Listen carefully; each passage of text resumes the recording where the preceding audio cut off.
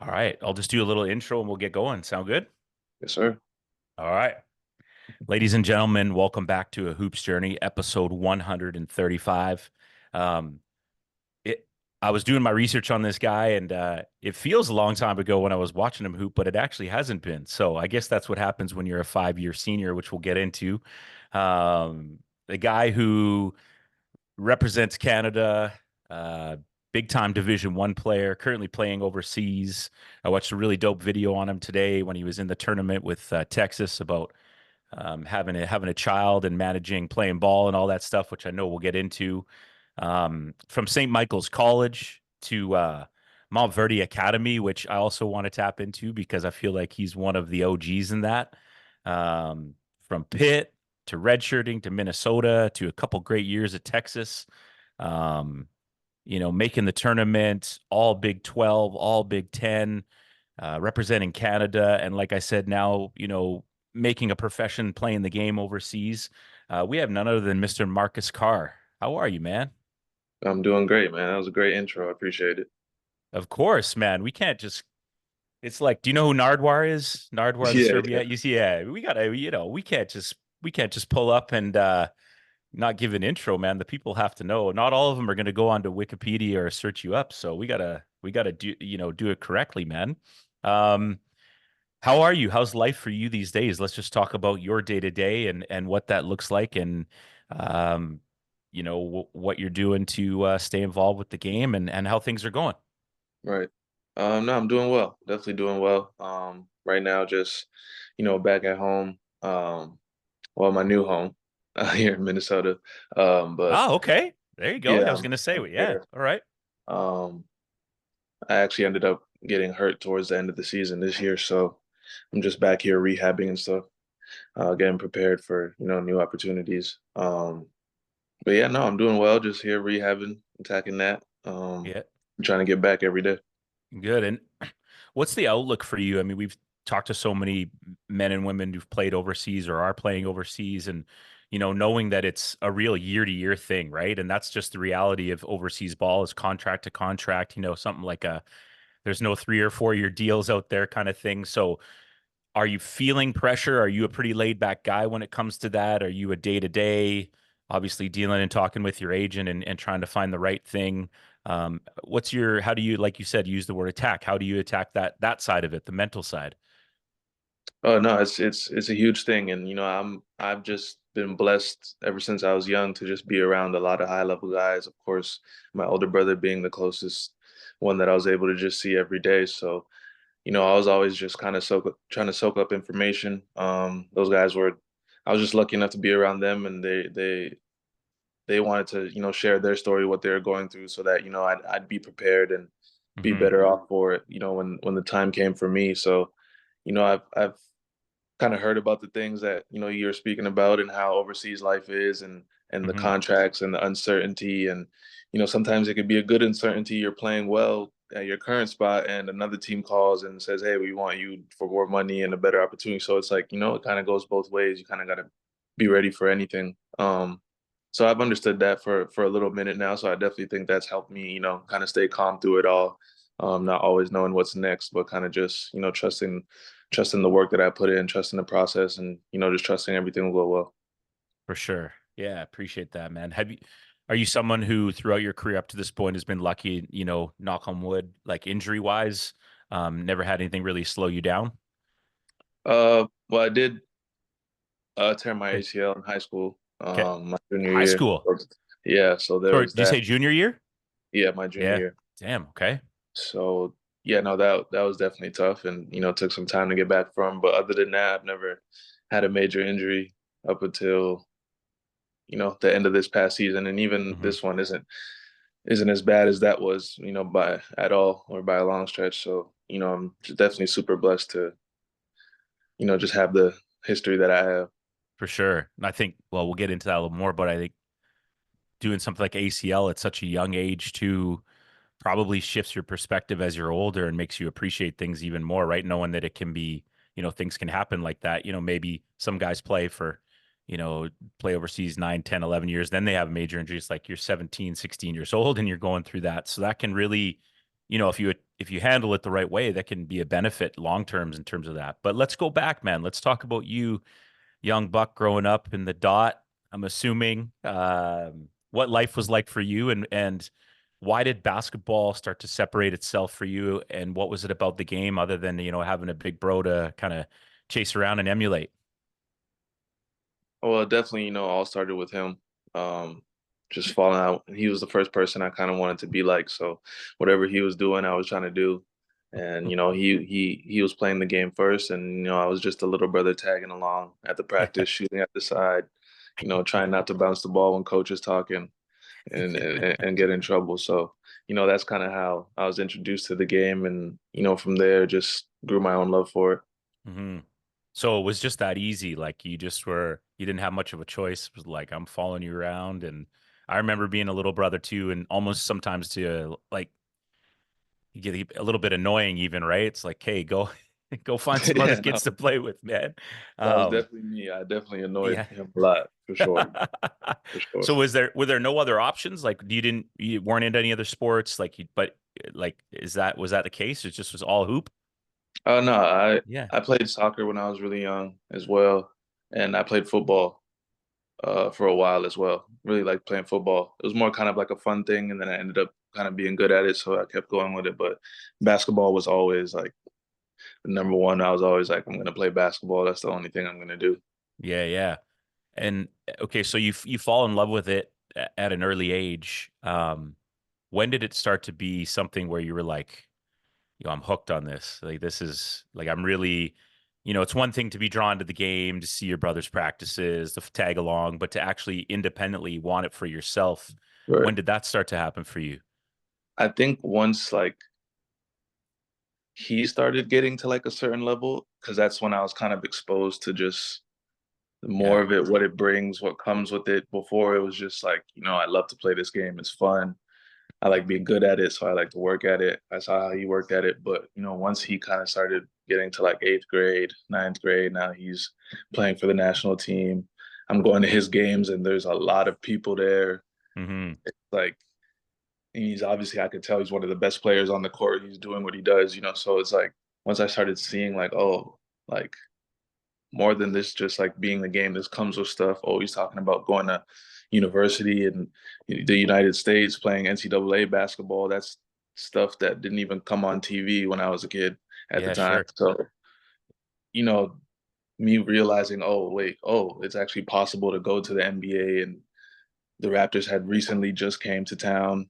And Hmm. so when I'm growing up, it's those Vince Carter teams, Tracy McGrady teams, kind of bringing that excitement. It's like, oh, like this is like a real thing. Like this is possible. So once I kind of started seeing that, it was definitely when I was like, oh yeah, I'm gonna chase this like to the best of my ability. Hmm. It's something to be said. Like I listen to a lot of podcasts, basketball related ones, and a lot of these older dudes, kind of my vintage and older, talking about how like the NBA was there was one game a week and it was on tape delay, right? Like people don't realize, and so to actually have a franchise in your city, it goes from now you're much younger than me, but there was, you didn't grow up with League Pass or where you could see every night there was, 5 games on TV. There's no way, right? So to Right. actually have those guys be there, be tangible, be people that you can touch and see work out and all that stuff, like so huge for the city. And I would think so many people from your from Toronto area. Did I pause? No, you're good. Okay. And I think that's so cool. And many people have touched on that. I mean, obviously out here, Vancouver, we had a shorter version of it, right? But Yeah. to be able to see those guys and go for it. So as you're moving along, you start to become an eighth, ninth, 10th grader. Are you playing Team Ontario? Is it a local AAU thing? Is it still just sort of playing on the outdoor courts and playing for your local school? And who are those people that are out there that are kind of leading you in the right way, saying, "Hey, go play with this team or whatever." Right. Yeah. No, for the most part, I was just playing with, wherever I was closest to. Played on a few teams. Um, around that age, kind of the OBA age, the glory days. What it was. But yeah, so just playing OBA basketball, and wherever I was living, the team kind of closest to there, that's who I was playing with. And then, I was playing up kids older than me. So it was kind of weird. I didn't really know a lot of kids. I probably knew like two or three kids from my actual age group. I was really just playing up with guys older than me, really And is just that because that's what my brother did as well. And I knew like if I could be playing against kids who are older than me, then that means I should be good with kids who are my age. So that was kind of always the plan. And then once I got to eighth grade and they started junior academy, is like when I met all the other pretty much top players in my age group.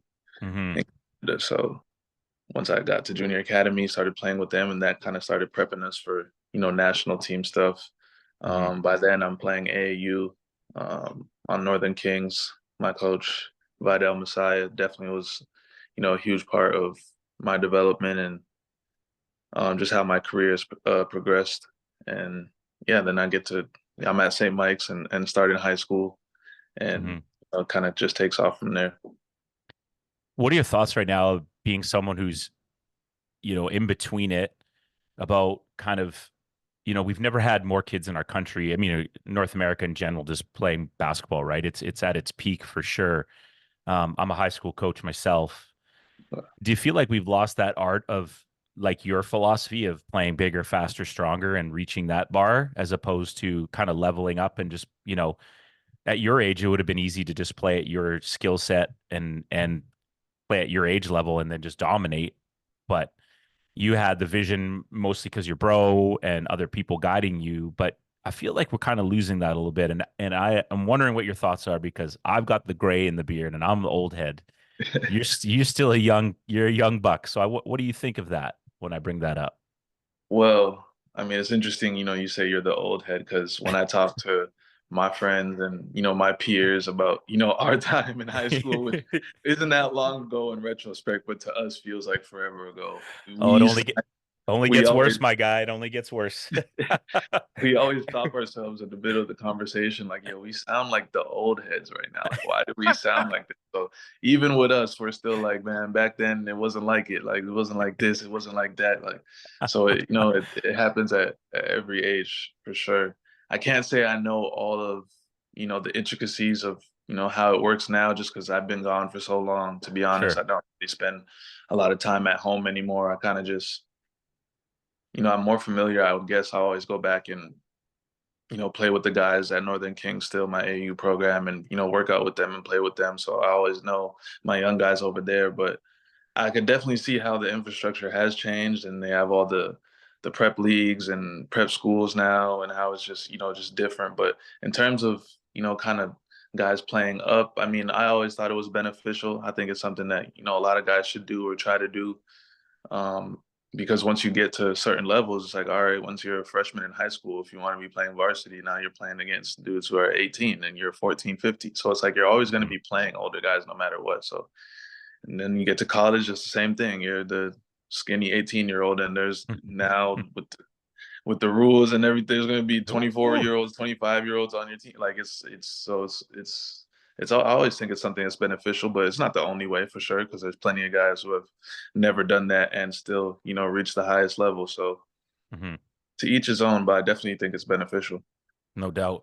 Did you have any, like, real vets on every your teams overseas yet? Like, dudes that were just like at the end of Oh their, yeah, yeah, just yeah, like yeah, yeah. OGs. Yeah. Yeah. I definitely want to shout out to my guy Adrian Banks, turned 38 during our season. Ooh. And yeah, that dude has been doing it a long time at a very high level, high level guy for a long time. And I was blessed to just have him as an OG on my team because I've always like just gravitated toward the older people because I was always around my older brother. Hmm. But I've never, been on a team with somebody who's almost 40 years old. So, just to hear the wisdom from him every day and just to see how he's even able to play at that level at his age, which also gives me a whole new perspective for a guy like LeBron and what he's doing. So it's crazy. But no, definitely shout out to AB. That's definitely the oldest of OGs I've had on the team so far. Love it. Love it. Yeah, I mean, just the prep time alone for these guys and girls when they're that age, like, just to, even just to get up and down for practice, let alone games, it's impressive, man. Takes a Yeah. different mindset for sure. Now, why leave? St. Michael's College and go to, the prep route and kind of look for a different option? Was it because you saw opportunity for post secondary that was it change the level? Like why at that time did you decide to make that move? Right. No, it was definitely, it's kind of the same philosophy I've always had and why I was playing, up even when I was younger. It was kind of just I wanted to be the best and play at the highest level. And I just felt like at that level, there was no, that was the highest level, for high Hmm. school at that time. And, I kind of just wanted to chase that opportunity. But it was definitely a hard decision, leaving St. Sure. Mike's, obviously the great and storied school that it is. And, just the opportunities when you're not even talking about basketball, just in life, to be able to say, you graduated from there and you went to school there, the networking, the connections, and just the prestige of the school. So, my parents definitely struggled with that more than I did. To me at the time, obviously, I'm a young kid. I'm just like basketball, basketball, but yeah, I want to go Mm. play on ESPN. I want to go play against all the ranked players every day. I want to go. So, I was definitely kind of eager, to kind of transfer schools. But at the same time, I love my time at St. Mike's, and definitely looking back, I could see why my parents were really iffy about, me leaving. Just stuff that's bigger than basketball, because you never know what can happen. And they knew that, me graduating from there was gonna set me up for a certain path in life. So, I definitely understand the quarrel that they were in, but yeah, no, I was definitely trying to just chase, just the highest level. Hmm. And how was that time there? I mean, you step on the campus and it's strictly ball, man. Like it's go time, right? So how did you feel that adjustment went for you? Did you fit in right away? And what were the practices like? Was there more lifting? Was there film?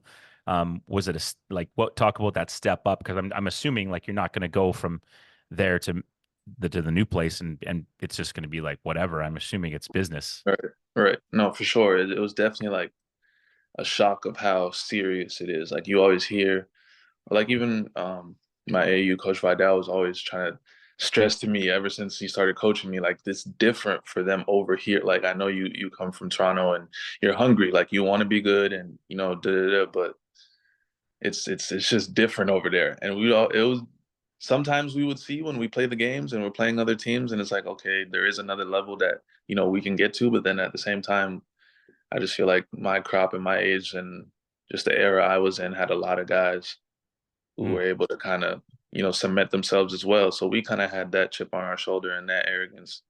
But Name uh, names, man. Name names. Come on. it's a lot. I can't because then I'm gonna leave people out, and I'm not Ah. trying to do that. The guys are the guys, though, for sure. Everybody knows, who was doing what at that time, and what teams are really, kind of stamping their imprint for us as a country at the time. So, that was definitely a super cool time.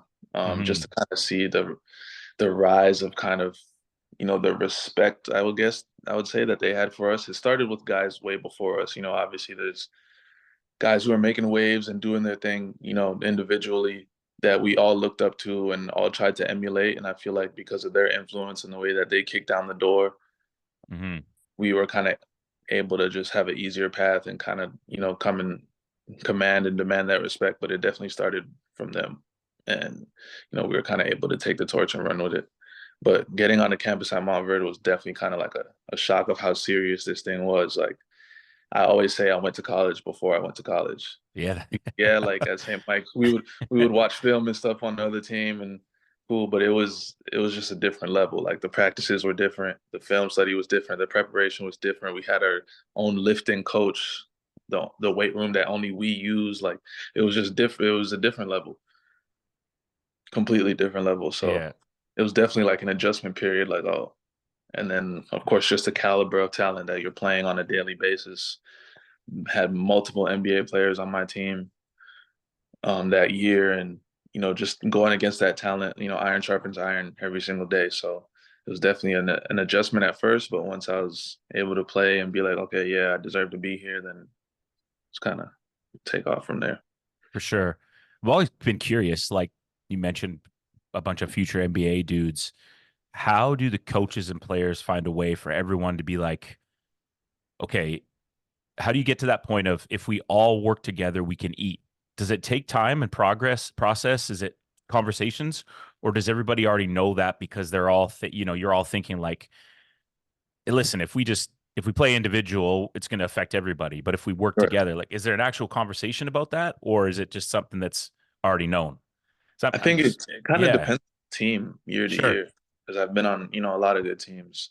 And, sometimes the team kind of understands, this is our goal and yeah, we're all going to eat if we all win. And sometimes there is a bit of a power struggle. Obviously, when you have that many good guys, a lot of guys are good for a reason. They're going to have their confidence in themselves and their egos as they should. So sometimes there's definitely, some power struggles and for certain teams and certain situations. And sometimes that's a good thing. You want to have a lot of guys on your team that, are kind of dogs and have that dog mentality and want to go out and prove things every single game. So, no doubt, it was definitely a lot of both of that for sure. yeah. I remember it was like almost like a kind of a pro mentality. And I know if you experienced it, like one of my best buddies played overseas. First year he comes home for the summer. What's it like? And like first story he tells, he's like, I'm guarding my guy in the wing. I'm forcing him baseline and he beats me pretty good baseline, but I'm just assuming that like the help's going to rotate for me. Right. And then there's some like European guy on the weak side block with, guarding his guy in the corner, look at him like, yo, guard your man. You know what I mean? Like, it's like, I'm not here to help you. Like, Yeah. I'm trying to eat. So almost like a younger age version of that. But also, how cool is that to sort of show up in every single gym in America with your chest out, being like, y'all better be ready or else we're gonna put, like we are going to beat you down. Like that's got Yeah. to be kind of fun too, right? Like just having a dominant team like that. No, for sure, for sure. It definitely gives you a level of confidence walking into every single game, knowing like, yeah, we're favored, like we're supposed to win this game. But then at the Yeah, same time, it also does put a target on your back because now sure. everybody wants to come and knock you off. So it's kind of good and kind of instills a lot of discipline, knowing that any day you slip up, a team could get you, and you never want to kind of let that happen. So Hmm. it's kind of a good way to just stay prepared at all times. Did you feel like having so much talent around you on the floor, you were able to within reason, try some things to expand your game? Like, what was the coaching like? Was it pretty strict? Was it pretty freestyle? I mean, sometimes when you're the best guy and you've got maybe one other dude with you and the other three guys are just kind of role guys, you've got to really just stick to, scoring and rebounding. But when you have guys and you can, maybe try a little different move here or there or expand a little bit, was that part of your thought process at all? Or was it just, let's see how the recruiting goes and figure it out? For me, to be honest, just playing with those guys, like I like to think of myself as a student of the game. So I would Sure. even, you watching guys that you look up to, but I would watch my peers as well. And if I see something that he's doing or, that could help me or benefit my game for sure, I would definitely, try and implement that. So that was definitely the beauty of just being around a lot of high level guys like that, just being able to play off each other. And we're definitely doing stuff in games sometimes that, yeah, if we're up by 30 or 40 in the fourth quarter, like, yeah, there's going to be some things that, all right, I've been working on this move this week. Like, I'm going to try this and I'm going to try that. But, Yeah. it's really just mostly just being able to kind of feed off each other and just be in that environment every day with a lot of high level guys. Yeah. I remember Barkley saying like when he went from, I mean, he's talking about Auburn where they weren't very good, but then going to the pros, he's like, when you play with good guys, like basketball is just so easy. Like it's such an easy game when you have, and then when you're on the same page. Um, Talk about the recruiting process for you and how you came to your decision. Never something easy, right? Especially I'm assuming the letters were stacking up for you. And how did you manage filtering through all that and figuring out what was the best choice for you? Yeah, no, that was definitely, you're young. That's an exciting time. That's the kind of the things you dream of. A lot of schools reaching out, hitting you up, trying to, garner as many scholarship offers as you can so you could just kind of have your pick of the litter. So that was definitely a fun time for me at that time, just being able to be recruited at that level. And then for me, it was How do you filter through that though? Like how does it not become something that's overwhelming? And because did you said you're a student of the game and you can tell you're a thinker. So are you good at reading people? Could you tell right away the dudes that were just like, nah, this is BS, or some that were genuine? Like how at your age, how does one not get overwhelmed by all that? I mean, it's fun and all, but also there's got to be a decision to be made too, right? Sorry to cut you off, but just wanted to ask that. right. No, no problem. And, it definitely does kind of, I think once it kind of starts getting down to maybe decision time is when it kind of starts getting stressful. At first it's Mm, just fun. you're hearing from a lot of schools, and like I said, it's what you dreamed of, so you're kind of just soaking it in, and then once it starts getting down to that time where you're like, all right, maybe I have to pick my visits, or maybe I'm gonna try to decide what school I want to go to. That's when you're actually trying to analyze the conversations that you've been having with each coach, and then how your parents feel about them, and you know Mhm. how all that goes. So it's tough because it's a sales pitch is what it is. So it's kind of like going to the car dealership. Every car they show you is Yeah. going to be their best car. So And it's usually teenage boys and parents, like they're really aligned at that age, right? Usually get along great and everyone's thinking the same thing for sure. right. So maybe my parents were looking for something. They're my dad's asking what majors they have that I would be interested in, and I'm just interested in how many shoes we get Yep. and the conference we play in, and all that stuff. So yeah, Yep. it's definitely a difference of opinion, but we were able to work through it pretty well. So then why Pitt? I mean, obviously your journey takes some twists and turns after you make your decision, but what was it about that just kind of separated things for you? And why did you feel comfortable making that choice? I always just kind of wanted to chase playing against the best, and at that time, the ACC was the best league in college basketball, This and man is not afraid. He's just said it that's it. I just wanted to chase I love it though. Just dog mentality. I'm here for it. I love it. It's great. I think a lot of people they would take an easier route or whatever. Like I love that. Sorry. Yeah, that's great. and also just the relationship that I had with Coach Stallings. I ended up, as I mentioned before, tearing my ACL actually at Montverde. So I Hmm. did see like a pretty big dip in my recruitment. Obviously, I'm hurt. I'm not playing, and they're not sure who I would be when I come back. But Coach kept his relationship with me. He flew out to see me when I wasn't playing. All I was doing was rehabbing at Montverde. So we just kept a really good relationship. He got the job at Pitt and left Vanderbilt, so he was recruiting me at Vandy. Once he got to Pitt, said still want to recruit you. Yeah, that mixed with the opportunity, and he didn't promise me any playing time, but I knew that if I went in there and did what I was supposed to do, that I would be able to play, and became a starter. So Hmm. um, I was kind of just chasing that opportunity. I wanted to go against the best. How was it after you do the rehab, you do the work, you strengthen your leg, you're getting ready to go? Talk about the emotions and feelings of getting back on the court. When did you feel like you were back to your full mental, physical self? Because a lot of Yeah, it is mental, right? The physical is great, but you need that brain to convince you, like, nah, Marcus, you're good.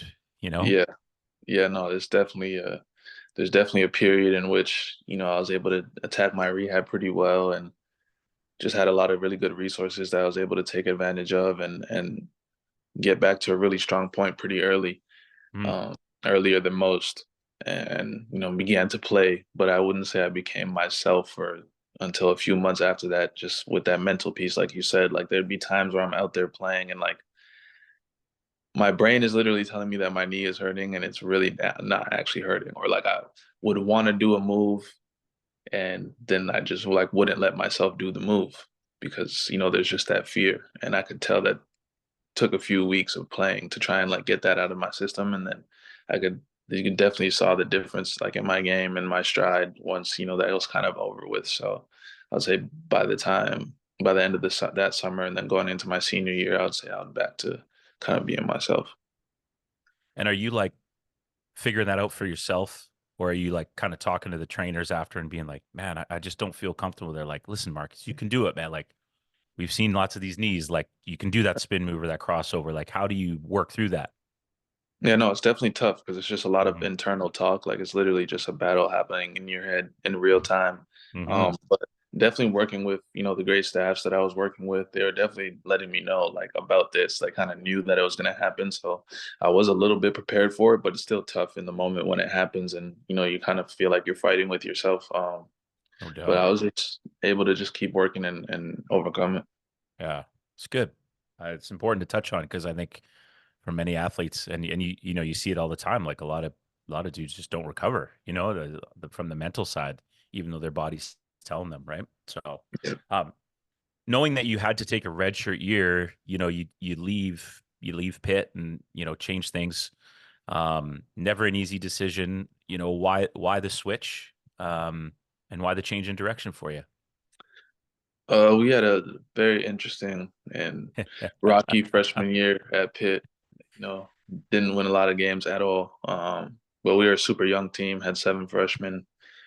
Our one senior got hurt. Like it was a crazy situation. And then had a new athletic director, and I just feel like they wanted to hire their own coach. So ended up letting, Coach Stallings go, and just the uncertainty of not knowing who's coming in and what the team was going to be, who was staying, who was not. Yeah. And honestly, with the case that I had, we felt that I was going to be able to get a waiver to play right away for the NCAA. So we were Mm. hoping for that, and I went through that process, but I was denied. But um, yeah, so once I put my name in the transfer portal, um, Minnesota reached out. A lot of teams did, but Minnesota was a school that was recruiting me originally in high school as well. So I did already have a relationship with them and Coach Patino over there. And yeah, we kind of just continued to build on that once I said I was transferring, and you know, talked with my parents and my group, and felt that it was an opportunity that kind of the next best one for me. Yeah, because up until that point, like Pitt, I mean, they had Coach Howland, who we had on the podcast as well, and then Coach Dixon as well, right? So, I mean, Pitt was a solidified program, and it's interesting how it happens where we've had it out here, just even a couple small colleges and a couple universities where a new AD has come in and things shift totally. Like it's all, if that AD has a different mindset and something different, it doesn't align. It's like, okay, is this where I want to be investing my time, right? Especially with 3 years to go. I'm sure that was a not an easy decision, but you felt like the right one. Yeah, no, for sure, for Did a sure. lot of the dudes leave that year? I want to say, yeah, quite a few. Yeah. I want to say maybe 3 of us or 4 of us left right away, and then a couple more as the years went on. So Yeah, yeah. That kind of says things, right? All right, so then Minnesota. Talk about the time there.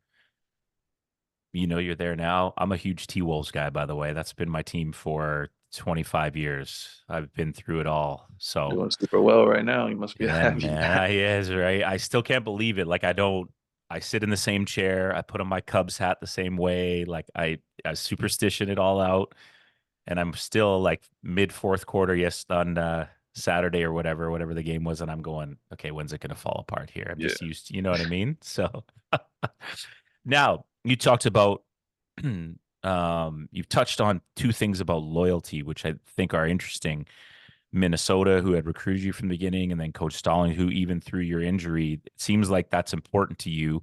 Um, how did that time go at Minnesota? And again, another move. So talk about that, and then you're on your way to what do they say? Hook 'em horns? Is that what it is? Yeah. for I sure. mean, the University of Texas, like big time basketball here. So talk about your years in Minnesota and then why the move again. All right, so get to Minnesota. We were hoping for the waiver um to play, that year when I got there on a pretty good team. Kind of just So felt that maybe what is the sorry to cut you off. Like what is the waiver like what it'd be like a high school kid transferring here. I'm assuming it's like you're giving it a different reason? Like can you use the reason that there's a new AD or is there something else like, oh, I want to study this program? Like right. how does that waiver process work? If you don't mind me asking, I'm just interested. Yeah. Well, yeah, no, there's definitely, different ways and different things. Some people um sometimes unfortunate things happen, and maybe somebody in their family falls ill, and they want to go to a school that's at home or closer to home to be with them and at a Mhm. certain time. Sometimes it is the academic thing, and maybe that school has a program, and then other times I believe they just call it hardships. Like you can just claim different things. Maybe a certain scenario happened at the school that you're at. um, Maybe the coach wants you to leave, and then, but the thing is, with the waivers, this was before the transfer portal is what it is now, and you can just go wherever you want and play right away. Whew, So whew. this is a time, when, yeah, you needed a waiver, and so you kind of had to file that. But with the waiver, the school that you're leaving has to also sign off and agree on the terms. So if you're disputing that something happened, then they're not going to sign, and then basically the NCAA doesn't accept your waiver. Right. So if they're not accepting of what you said happened in the scenario, you're kind of out of luck. Yeah. Right. So yeah, they ended up not accepting the waiver and they denied it. And then you can appeal it, which I did, and they denied it again. So it was what it was. That's the decision that they made. So I sat out. You're a pretty Um, laid back guy, huh? yeah, You I'm like kind of like it take is. it as I mean, I don't not in a disrespectful way. I mean, you're obviously a killer. You play high level basketball, but just sort of like, kind of just be able to have that mentality. I think it's healthy. I think it's healthy to be like, listen, not in my control. I can only control tomorrow. You know what I mean? And that's a total healthy way to approach life in general, I think. No, for sure. I kind of just it is a roll with the punches kind of guy and just try to see the best out of anything and make the next best move for sure. So is it like, yo, I'm going to be the best red shirt this squad's ever seen? Like the purple team is going to kill in practice every day. Like, what's the mentality for that? Do they let Yeah, you in no, every drill? Like, are you just essentially just a practice guy? Do they hold you to the side on things? Or what's the coach's approach there? yeah, we're kind of just in there to just make the guys better, be the scout team. We still participate in drills and obviously individual stuff and still work on our game and get better, but definitely an integral part of helping the team and the guys, prepare for whoever the next opponent is. And that was definitely a super fun year, being on Is that that with scout team and was that with getting to, Patino? yeah, that's what Yeah, Patino, yeah. just getting to emulate, whoever the matchup was for that week or that day and kind of able to take parts of certain guys games who are doing stuff well. So yeah, I definitely had a lot of fun emulating some great players that we were playing against. Coach is never going to get mad at you for shooting, right? And then Yeah, I if could yeah, you hit it, you make can it just talk like so much junk to the boys and be like, "Yo, you can't guard me. Come on, man. We're gonna get lit up on Thursday night. Come on, fellas." it was definitely super fun going against the guys on scout team. We still have debates about that to this day about who could guard who and whatnot. So those days were fun. Yeah. Um, okay, so before we talk about moving on to Texas, I mean, like looking you up and stuff, like you didn't have a year where you didn't average double digits, man. Was scoring always something natural for you? How would you describe your game at this point? You're going on your way to Texas now. What if I'm the coach on the other team, what do you think? What are they saying about you? Force them this way, you know, ice this screen. What would we do to stop you? Right. They're definitely trying to put a defender who's probably bigger than me and has a longer reach for sure. Just wingspan and try and bother me and make it difficult that way. It's probably what they're saying or what a lot of teams tried to do, Mm-hmm. send bodies at me and whatnot. But scoring was always just I don't know. My favorite players always also scored the ball. They might not have been like the greatest scorers all the time, but I just felt like, basketball is about putting the ball in the basket. And, when you're a threat out there to score, it also opens up just the rest of the game as well. So it Mm-hmm. was just something that, came along with the game. I was able to kind of just develop my part of the game and have that kind of be a strong point and um, just continue to play to my strengths throughout my career. How did you pick up those weaknesses? Because when I saw you at Texas, especially your senior year, I was like, man, this guy's a hooper. Um, actually, if I'm being totally honest, didn't even know you're from Canada until I looked you up when you were playing at Texas, and I was like, damn, this guy's. So, what were your weaknesses along the process? Was it, you said you're a student of the game, so obviously you're doing some homework outside the lines, right? Yeah, for sure. Yeah. What were the areas that you needed to work on? Getting towards your junior and senior years. Well, you're double. Uh, What do we call it? A double senior year? What do yeah, I we? don't know what they call it Yeah, nowadays. it's funny online. It's like you got a little shirt next to you. You probably know that already, but it's funny. Yeah, yeah. Um, Yeah, no, I would say throughout my career, but definitely, heading into my junior and senior year, kind of just working on efficiency and getting to the basket, finishing at the rim, kind of being better at that. Just when, they want to kind of take away, the jump shot or force me inside in between. So, Hmm. just working on that, my efficiency there. And then, just the way, making sure that I'm getting to my spots, getting the best shots possible or the shots that I want to take. Um, Yeah, I'd say that was definitely the biggest difference. All right. So Texas, man, like we say, hook 'em horns. It's a little bit different down there, man. It's like religion, basketball, football. A jump that you're ready for, and KD established program, like so many like great things, but also pressure coming with it. some interesting times with the coaching staff as well that we don't necessarily have to get into, but you know, cracking the tournament and things like that. Talk about that time in Texas and how great that was, and then the birth of your daughter, things like that. Like just lots to take in for a college kid. Because like you Yeah. say, we've laughed a couple times about the portal, but like, how old are you now? 25, 26? No, I'm 24 right now. There you go. Okay, so 24. There's dudes that are like your age still in the NCAA, right? So Yeah, a lot of stuff happened for you in a couple year span at Texas. When you think about that time, what are the takeaways for you? So I really loved the video I watched of you and your reflection, man. You're a very like kind, mindful person. It was really cool to see that. Just had to touch on that. Sorry. appreciate that. Yeah, But man, no, it's really yeah, dope. no, always super, super grateful, for my time at Texas. That's Austin there, and the school is definitely, a second home to me. So, I'm always just grateful and appreciative of my time there, and definitely super proud of what we did there. Hmm. And yeah, obviously, being there at the time I was there, my daughter was born, so that's just the best time of my life so far, and it definitely holds a special place in my heart. No doubt. Did you get to meet Matthew McConaughey? I did, I did. Yeah. That's the great thing about Texas. It's like if you're alumni, you're family. So those guys are always around, and I was able to meet a lot of great people. And yeah, no, Matthew McConaughey was one of those people. Was he cool? Like, was he as cool as he comes off? He froze.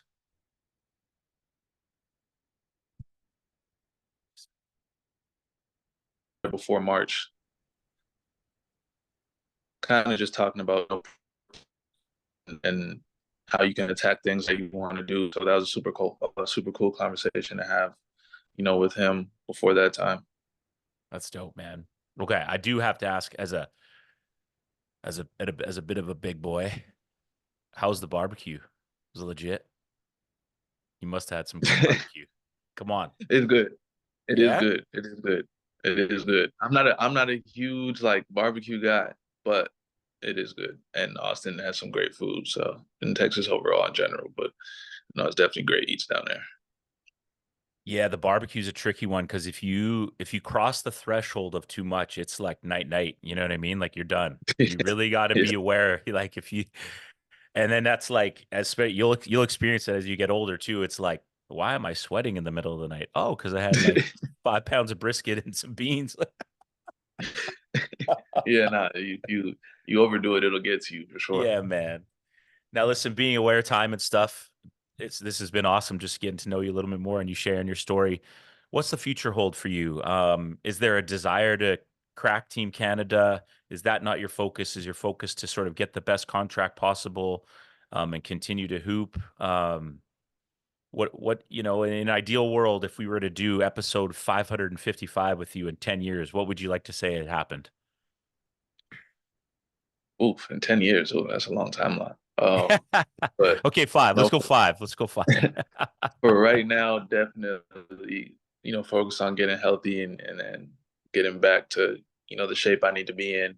And then, after that, it's always an honor to, play for my country. So if my name is ever, called and they ever need my services, I'll definitely be honored to always, put on the red and white and represent them any way that I can.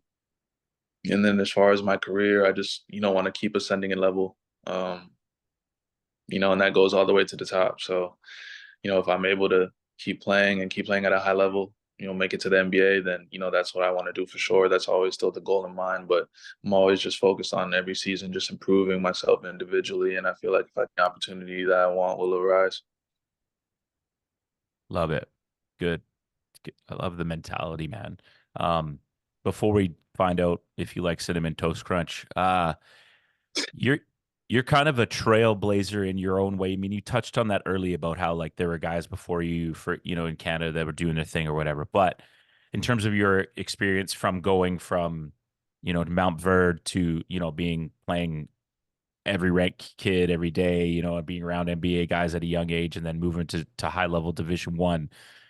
When you think about your journey to this point, if you had some nuggets of advice for a young hooper, what might they be?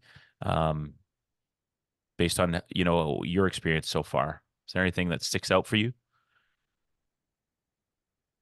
Man, there's a bunch of stuff. And like now I know being super young not too long ago how, the cliches sound, but and it's tougher nowadays, obviously, with social media and kind of seeing everything. But it's kind of like you have to, have your blinders on. You kind of just got to focus on you, not worry about, what anyone else is doing.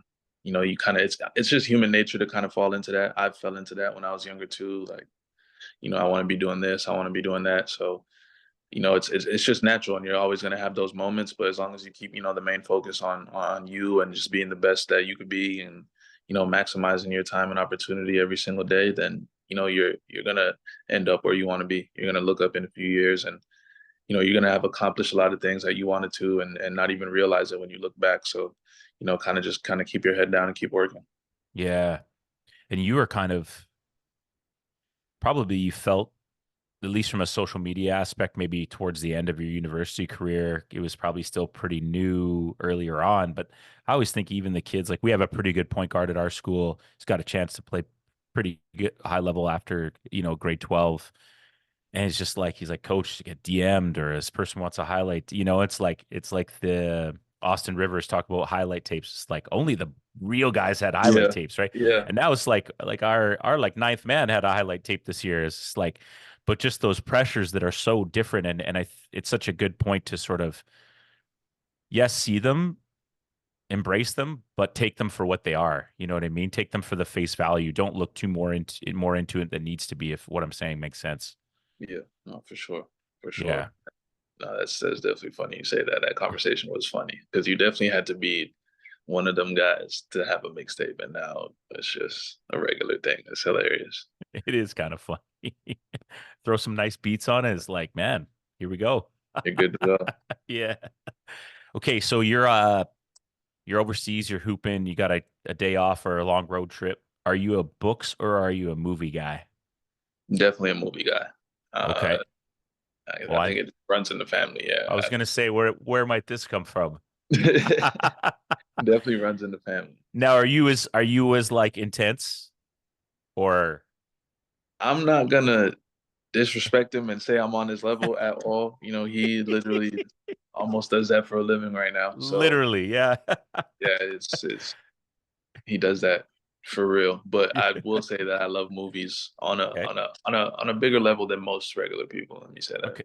Okay. So is there something you've seen recently, or are there a couple all time that you're like, if you just need to go to, or do you just like rotating through?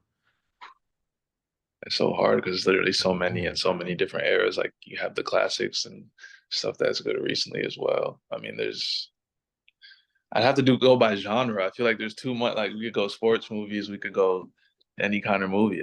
I'm down. I watch it all. Documentaries, horror movies, everything. So I'm ready, man. Give us just throw a couple out there. It doesn't matter. You don't have to break it down. Um, this is not scene DM. You can just like hit it. well, I will say Yeah. the easy ones for me to say is like the classics from when we were a kid. Like I remember for my brother it was Space Jam, and then for me it was like Mike. Like I probably watched that movie at least like 4 times a day every day when I was a kid, like in the summertime. So Like my Mike, parents can yes. attest to that. That was definitely my favorite movie growing up. So I could say that with certainty. Nice. Okay. What outside of that, like right now, what would be an all-time sport movie for you? Let's say that. How about that? All time sport movie outside of that. What do I really, really, really love? Above the Rim and White Man Can't Jump. Probably Yeah. my two favorite sports. Ooh, I might have to take out White Man Jump and put in Six Ooh. Man with the Wayans brothers. Wow. I believe Six Man was filmed in Vancouver or parts of it. Really? Wearing like, yeah, because they're wearing like the Washington jerseys, the husky colors, right? Yeah, Right. yeah. Pretty sure it was filmed here. We got some buddies that were in that. Yeah, yeah. Oh, that's Wow. crazy. He said Six Man. Let's go. I love it. Yeah. White Man Can't Jump so good too. Jimi It is. Hendrix. It is. It was tough for me to take that one out, but Okay. it's Hey, it's your episode. You can do what you want. Um, Dead or Alive, the artist doesn't matter. Best seat in the house.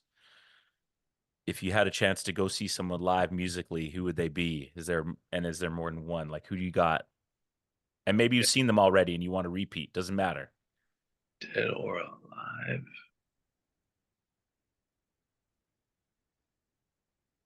Because it's different. Like what we listen to on our AirPods may not, like I listen to some stuff where I'm like, I don't know Right. if I necessarily know if I want to go see that live. Like, you You know know, what I I'm mean? thinking Is that, about, yeah. yeah, like just great performers, like in general. Like I'm thinking Prince, Michael Jackson, like that's where my head's at right now. Like I'm trying to decide who I'm gonna say, but it's definitely one of them. Like just Uh, a great performer. how would you go wrong with either? Like, I'd be unreal Yeah. and do it all. I think Duane said Michael Jackson too. It's been a popular answer just because in terms of like what you would get to see, you know what I mean? Like from beginning to end, you'd like get it all, like everything, the dancing, the singing, the choreography, it would just be unreal. Yeah. And to just know like I mean I was alive when he was alive, but I was really young when he passed. So like obviously I didn't experience his run or like his greatness. Like I would want to be able to see that like at an age where I could actually appreciate it. So yeah, no, Like he it's was like dream team style, like OG, like he'd be in a mall and people are just fainting when he walks by them. You know what I mean? that's Like what I'm saying. Like that's so that's crazy to next me. Like when level. I see videos of like people fainting at his concerts, I'm like, I've never seen nothing like that before. Like there's no way this guy was so crazy that people are fainting. That's yeah, it's crazy. It is. If you get a little bit snacky, I mean, obviously you're in home base is down south now, so there are a couple options, like all dressed in ketchup that we have up here that you don't get. But if you're feeling munchy, you're gonna throw on sixth man. Everybody leaves you alone for the night. Is there a bag of chips that you're gonna grab? I'm not a huge chip guy. I guess we Or all my gotta Canada go. shout out, I will say that Mhm. throughout my years in college, my mom would send me the fuzzy peaches in the mail Oh, because they don't got Maynard's yeah, because lights they don't got out. it over here. Yeah. So that So, was that so you're a candy guy more? more of if I had to eat one, it's probably gonna be candy over chips. Not like Lamar Odom style. Have you seen those videos? Nah, that's not I couldn't believe that when I saw it. He actually had a dude who would shop and get candy, load his car up. He'd come after practice, just like the whole second row is just like that's next level, man. yeah. Okay, man. You and four other dudes. But we're on the outdoor court. Call your own, first to 15, 21, whatever it is. You can go. I know you're having trouble because you wouldn't even shout out players because you didn't want to leave people out. So it's gonna be tough for you. I get it. It's very nice of you. Uh, but you are also a dog. Like you got a little bit of sicko in you. You have to. No one makes it this far without a little bit of sicko. So you could take this whatever way you want, though. You could pick like four of your favorite NBA players of all time that you'd want to hoop with. You could pick like just four guys that you want to run with over your years of playing. Um, it's up to you, man. Again, it's your episode. No pressure. Man. You can't see him, but he's dying, folks. Yeah, it's a hard one right here. I'm No gonna one's go no one's gonna be NBA. offended. Yeah, I'm he's gonna gonna go go. NBA all time because that's All just right. the I knew you would. Yeah, it's all right. my favorite player probably all time. I mean, it's really like to me LeBron in terms of just greatness, but like my favorite player like to watch growing Sure. up was Yeah. Allen Iverson, so I need him on my run. And Okay. then Time out. Why'd they do him dirty with that statue, man? yeah, no, that's crazy. What is that thing? I don't know. What are I we? don't. Who's They need to redo that though, for sure, like? for sure. Who's sitting around the boardroom and they're like, "Oh yeah, that seems like a This is fantastic idea. yeah. Let's make this time." I'm like, "This is Allen Iverson, people. If this is not life size or more, it's disrespectful. I'm sorry, He I was, had to get that he was out. That's just literally wrong." he was larger than life, and so his Oh, statue should be not miniature sized. That's crazy. everything too, culture, like you name it, man. Yes, love that pick. Hey, three more. And then I'm going Kyrie Oof. because he's definitely my favorite player to watch right now. Where are you And playing? You playing the three? now we going three guards. We gonna be Okay, good okay. because then I'm going. Oh. Oh, Actually, yeah, I have faith. I'm going KD and then I'm going Bron. I'm cool. We're gonna be five out. It's impossible to guard us. it's Five ball 2024. handlers. Yeah, it's 2024. We're all right. Worst case scenario, LeBron needs to, be down low, get 5 more defensive rebounds. You're straight. Yeah. Yeah. I feel like he might not get the ball much though between you four. I'm I'll just be nah, I mean he loves facilitating, so yeah, he might be the point guard out there. We'll there you see. go. All right. Isn't that crazy though to think about the development of the game? Like, and we're actually convincing ourselves that that would be a five and it would be a five. Like, how much Yeah. the game has really changed. Like, people are actually questioning Zach Edey at the next level. Like, that's how the way the game has changed. Like, yes, Yeah, he's it's going to insane. make the NBA and he's going to fit in, but it is wild. Like, the game has changed so much. Yeah, crazy. You may or may not. Do you have a hidden talent that people don't know about? I would not say so, no. I don't think I have a hidden talent that people don't know about. What was Nah. that? What was the diaper changing ability like? Were you solid with it? I had to get my reps in. Yeah. Yep. So I wasn't a natural at all. It's There fair. was a couple times, maybe it wasn't all on straight all the way, or one of the Velcro flaps was opening. But that I had help. I had help and good guidance for sure. And you're going to hear about it too. Like baby comes out Yeah, with the pants on raw or shifted, and you're going to hear about it. yeah. It's It's like I didn't yeah. try to put it on like that. I'm doing my best over here. It's a little But learning sounds like you could be a leader and a follower though. So that's good. You can take instruction, which is, that's a sign of a good teammate. Yeah, you're all in. Good. Um, okay, 2 more questions. What is the greatest cereal of all time? If you were to go back, I don't know if you still eat cereal currently. Not many people do. If they do, it's a little bit of a healthier choice. But if you were prime time and you had a chance to sit down with a bowl of cereal or three, what would it be? I was about to say it might be closer to three. I was a teenager. That was Mm. definitely me and my brother were running through cereal Ah, like it so was remember nothing. those days? You could just put anything back and it was like nothing to you? Yeah, we literally we apologized to my mom the other day because we realized what we were doing to the grocery bill, and even just the stuff we were eating. I was like, I would never eat that today. Like there's no way. But Hmm. to me, my goat cereal was vanilla Rice Krispies. They don't have it in the States either. It's only in Canada. I feel like it's a under people don't know about it. It's always been my thing. I feel like I was the only person who ever ate them. I never ever seen anybody else eating them, but that was my favorite cereal. I didn't even know these existed, man. Yeah, see, it's I feel like it's a hidden gem. I'm giving away some sauce right now. You Um, are. if it's still out there, I don't even know. I haven't had it in years, so Just straight milk too? No, it doesn't need sugar. Like it's all good. Just milk. no, You're it good. doesn't You're need any straight. sugar. Yeah, see, like people will get Rice Krispies. You got to find the right sugar amount to. Nah, it was already on there. Vanilla Rice, it was perfect. Wow. I'm gonna Cinnamon check. Toast Crunch gets an honorable mention though for sure. Definitely honorable mention. It's 1A, 1B. Love it. I'm gonna look for those though. Vanilla Rice Krispies. All right. Um, this has been awesome, man. Thank you for your time. But next one's on you. So, and if you don't want to put someone on blast out on the audio, it's all good. Uh, who out there has got a good story for a hoops journey? But you're the plug, man. You're the connect. So, someone who's had a good journey, good bad in between, doesn't matter. It'd be fun to talk to and can give us a good story on an episode. I would say my guy with a name, or at least a last name that most people should recognize, who did hoop. He isn't hooping currently, but has an amazing story, and that's Jonathan Kabongo.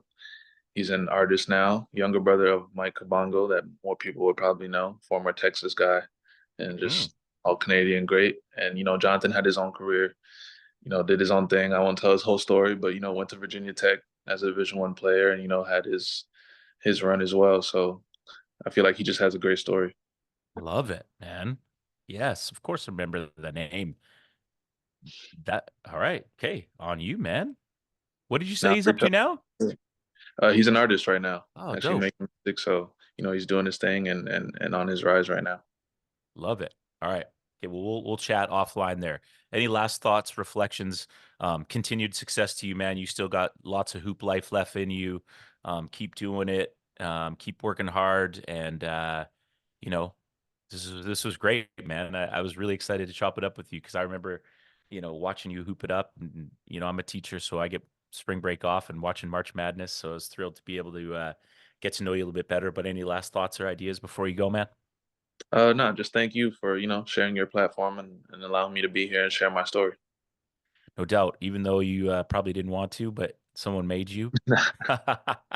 No, I'm always happy to, share my story. I feel like that's the biggest thing you could do to help whoever's next. So I'm always down for the opportunity. And if you're like me, it took me 4 months to get through the Rex Chapman book, so I'm not a reader. I get my learning from podcasts, and my hope always is after the episode ends that someone listened to it and took something away, maybe a couple of laughs and some fun, but also something to relate to. And I think there was lots to take away. So, like I said, keep rehabbing, get yourself right, enjoy the time with family and friends, and then when you get that next contract, keep doing what you've always done, man. Be a cold-blooded killer, and continued success to you. Thank you, man. I appreciate it. You got that. A great episode 135. Thank you to our sponsors, and we'll see you on the next one.